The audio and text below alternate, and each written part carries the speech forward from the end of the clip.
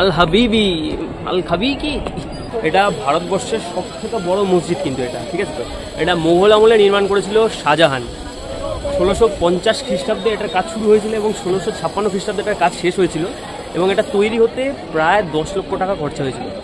So welcome to New Delhi. আশা করি সবাই খুব ভালো আছো। তো ভিডিও থাম্বনেলে তোমরা দেখেছিলে যে 150 টাকায় দিল্লি ভ্রমণ। একদমই ঠিক, 150 টাকা দিয়ে আমি ঘুরছি, কারণ সামনেই চোর বাজার। দেখবো আমার জিনিসই চুরি হয়ে গেছে আর আমাকেই বেচতে আসছে। গোপ্রো বিক্রি হচ্ছে ভাই 500 টাকায়। জানি না কি ভিডিও হবে, কিন্তু বিক্রি হচ্ছে। চলে এসেছি আমি একদম ইন্ডিয়া গেটের সামনে। প্রথম বিশ্বযুদ্ধে যেসব সৈনিকরা শহীদ হয়েছিল, মানে ভারতীয় ইংরেজ সৈনিকরা, তাদের উদ্দেশ্যে এটা সেই সময় নির্মাণ করা হয়েছিল। আমার চোখে অলরেডি সানগ্লাস চলে এসছে। তো চোর বাজারে গেছি, কিছু কিনবো না এমনটা তো হয় না। 50 টাকার সানগ্লাস। তো পিছনে এটা দেখতে পাচ্ছ তোমরা, এক্স্যাক্টলি এটাই হলো রাষ্ট্রপতি ভবন। প্রধানমন্ত্রী নরেন্দ্র মোদী আজকে এখানে শপথ গ্রহণ করবেন, সেই কারণে ফুল হাই অ্যালার্ট। তো এই কারণে দূর থেকেই দেখাচ্ছে। 1724 সালে জয়পুরের রাজা দ্বিতীয় জয় সিং এটা নির্মাণ করেছিলেন এবং তার শাসনকালে তিনি এর সাথে সাথে আরও 4খানা মানমন্দির নির্মাণ করেছিলেন।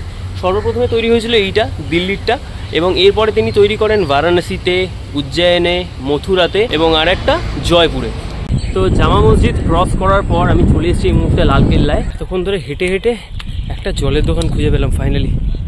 লিটারেলি মাথা খারাপ করে দেওয়ার মতো টেম্পারেচার। আমার লুকস থেকে বুঝতে পারছো যে টাওয়াল ফাওয়াল মাথায় জড়িয়ে আছি।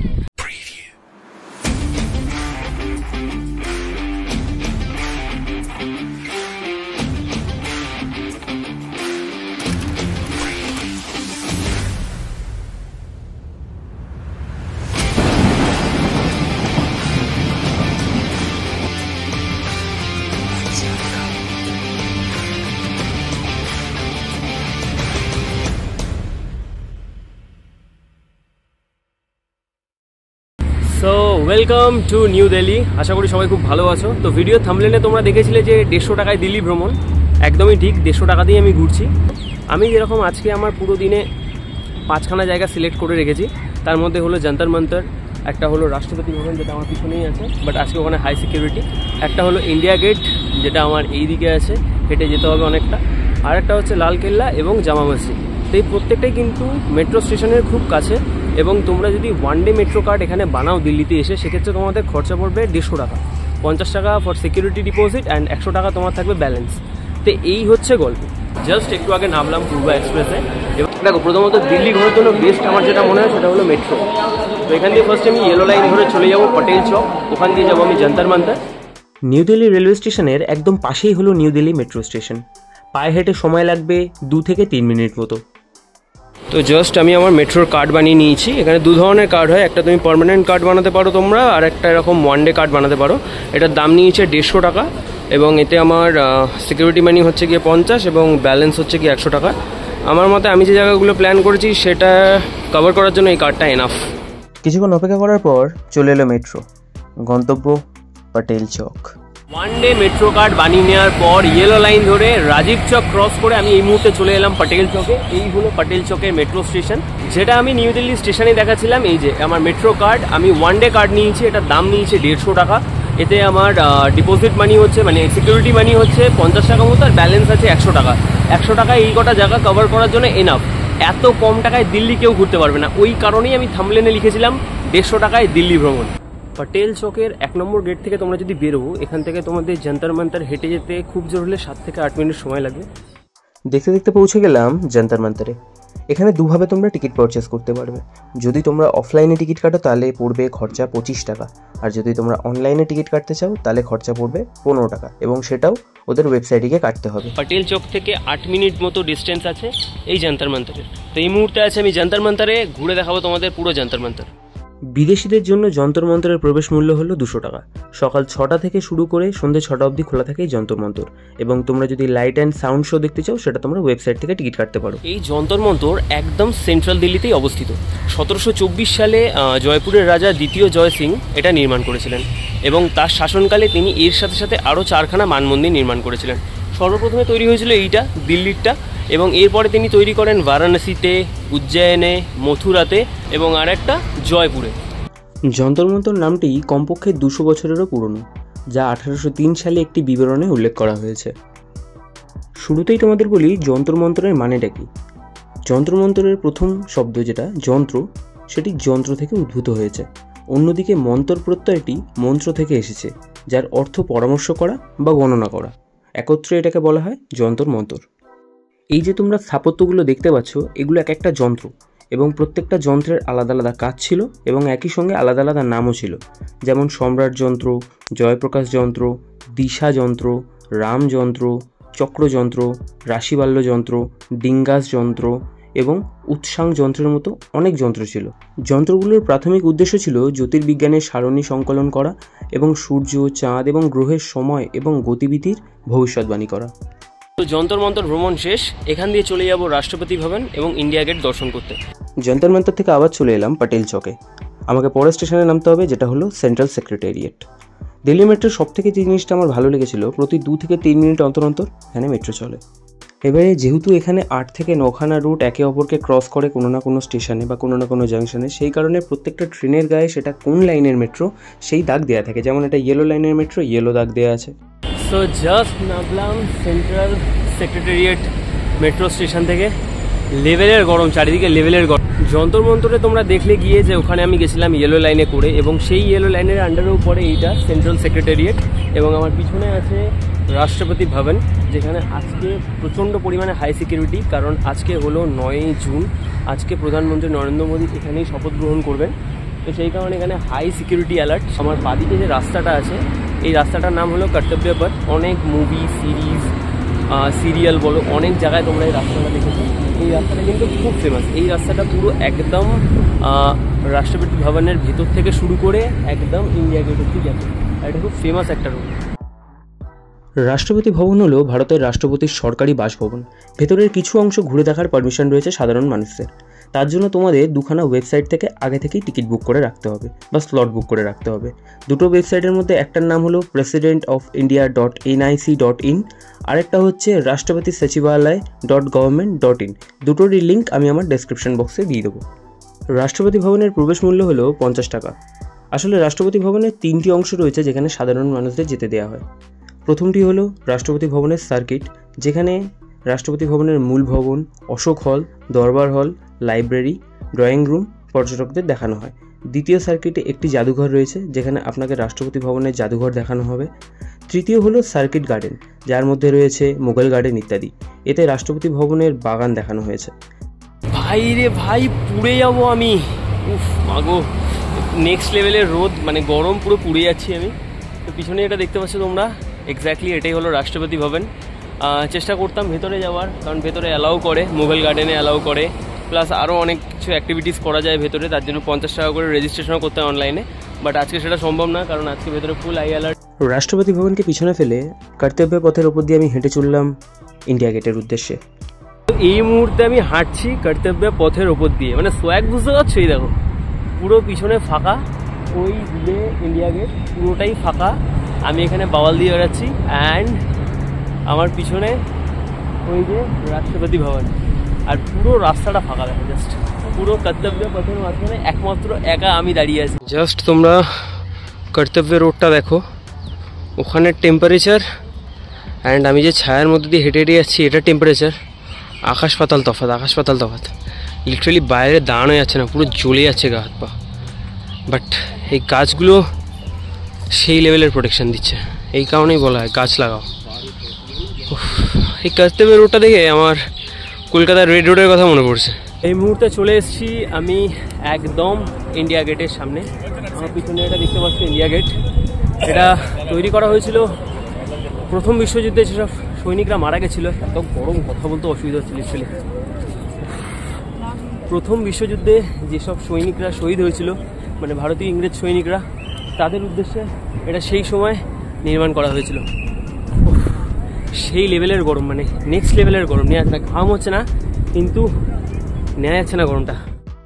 ইন্ডিয়া গেট হলো 70,000 সৈনিকের জন্য একটি যুদ্ধ স্মারক, যারা বিশ্বযুদ্ধে তাদের জীবন উৎসর্গ করেছিলেন। সামনেটা দেখতে পাচ্ছ তোমরা, গেটের সামনেটা প্রচুর মানুষের সমাগম এই রোদের মধ্যে। মানে প্রত্যেক দিন এখানে যে কত হাজার হাজার মানুষ ভিজিট করে তার কোনো ঠিক নেই। ইন্ডিয়া গেট, যাকে দিল্লি মেমোরিয়ালও বলা হয়, এটি একটি যুদ্ধের স্মারক এবং ভারতের একটি স্থাপত্যের বিস্ময়ের প্রতীক। এটি ব্রিটিশ ভারতের সৈনিকদের উদ্দেশ্যে উৎসর্গ করা হয়েছে, যারা 1914 এবং 1919 সালের মধ্যে সংগঠিত যুদ্ধে মারা গিয়েছিলেন। পরবর্তীতে 1972 সালে একটি নতুন কাঠামো সংযুক্ত করা হয়েছিল অমর জওয়ান জ্যোতি নামে। 1971 সালে ভারত পাক যুদ্ধে প্রাণ উৎসর্গকারী সৈনিকদের সম্মানে। ইন্ডিয়া গেট সারাদিনই খোলা থাকে, আর এখানে আসার জন্য কোনো প্রবেশ মূল্য দিতে হয় না। ইন্ডিয়া গেট, রাষ্ট্রপতি ভবন কভার করে এখন আমি আবার সেই মেট্রো স্টেশনে ফিরে যাচ্ছি। সেই প্রথমে যেটা দেখেছিলাম সেন্ট্রাল সেক্রেটারিয়েট মেট্রো স্টেশনে, ওখান থেকে লাইন চেঞ্জ করে মানে ইয়েলো লাইন থেকে ভায়োলেট লাইনে শিফট করে ওখান থেকে যাব জামা মসজিদ, দেন যাব লালকেল্লা। মাঝখানে যদি চোরবাজারে যাওয়ার সময় হয়, কারণ আমার অলরেডি 3:20 ট্রেন আছে জনশতাব্দী, নিউ দিল্লি জনশতাব্দী এক্সপ্রেস। তো যদি সময় হয় তাহলে একটু চোরবাজারেও যাব, দেখবো ওখানে কীরকম কী কালেকশন থাকে। আমি একটা ভিডিওতে দেখেছিলাম যে ওখানে DJI ড্রোন বিক্রি হয় 1000 টাকায়, যেটার দাম অ্যাকচুয়ালি 80,000।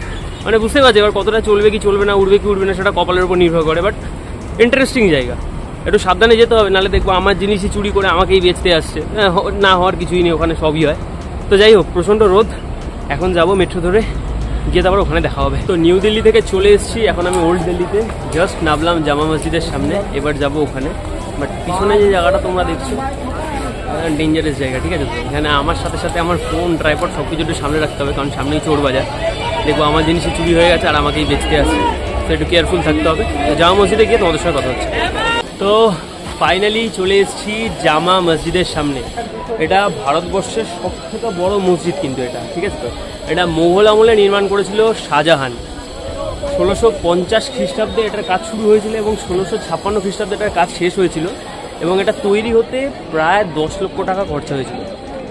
এবারে দেখতেই পাচ্ছ মানুষের সমাগম কীরকম এখানে। তো ভেতরে গিয়ে সেই অর্থে কথা বলতে পারবো কিনা জানি না, প্রচণ্ড ক্যাওয়াস। আর এই যে পিছনে বাজারটা, একটু ওপরে গিয়ে তোমাদের দেখাচ্ছি।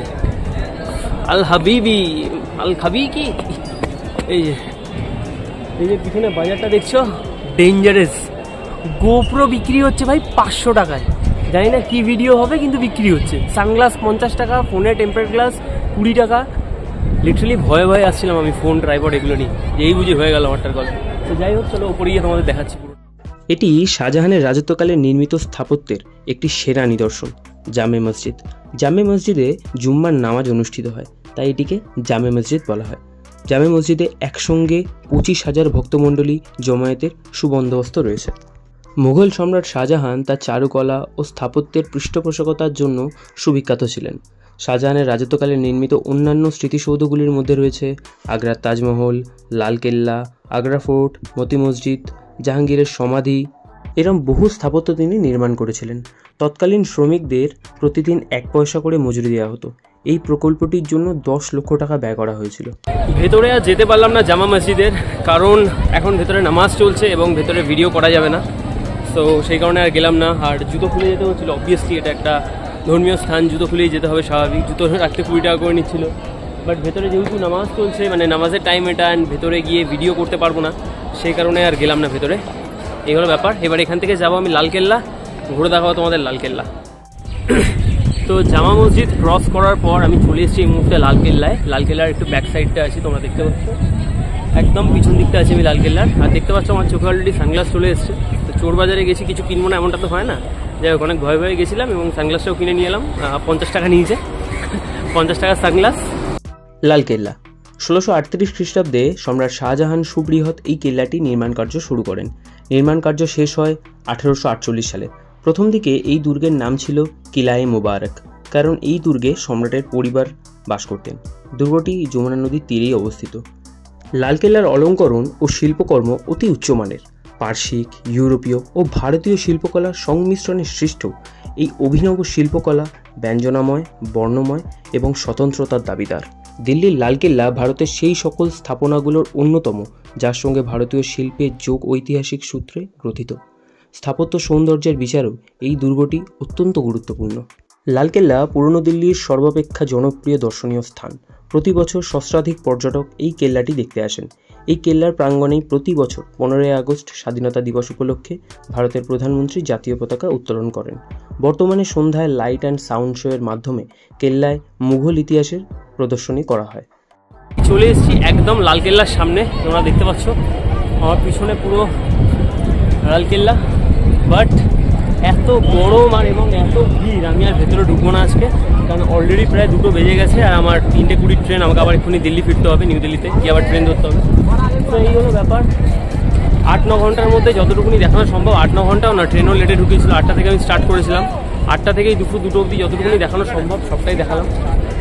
এই ছিল ব্যাপার। এখন আছি আমি লালকেল্লা মেট্রো স্টেশনের বাইরে, এবং এদিকটা দেখতে পাচ্ছ পিছনে আমার লালকেল্লা। তো এই ছিল আজকের ব্লগ। এই 5-6 ঘন্টায় যে 5খানা জায়গা কভার করা সম্ভব সেটাই কভার করলাম। এখন যাবো এখান থেকে আমি কাশ্মীরি গেট, ওখান থেকে আবার ইয়েলো লাইন নিয়ে আমি ব্যাক করবো নিউ দিল্লি, কারণ 2টো বেজে গেছে আর আমার ট্রেন হলো গিয়ে 3:20 গিয়ে খেতে টেতে হবে, একটু ফ্রেশ হতে হবে, সকাল দিয়ে লড়ে যাচ্ছি। তো এই ছিল ব্যাপার। চলো দেখা হবে আবার নেক্সট ব্লগে। টাটা।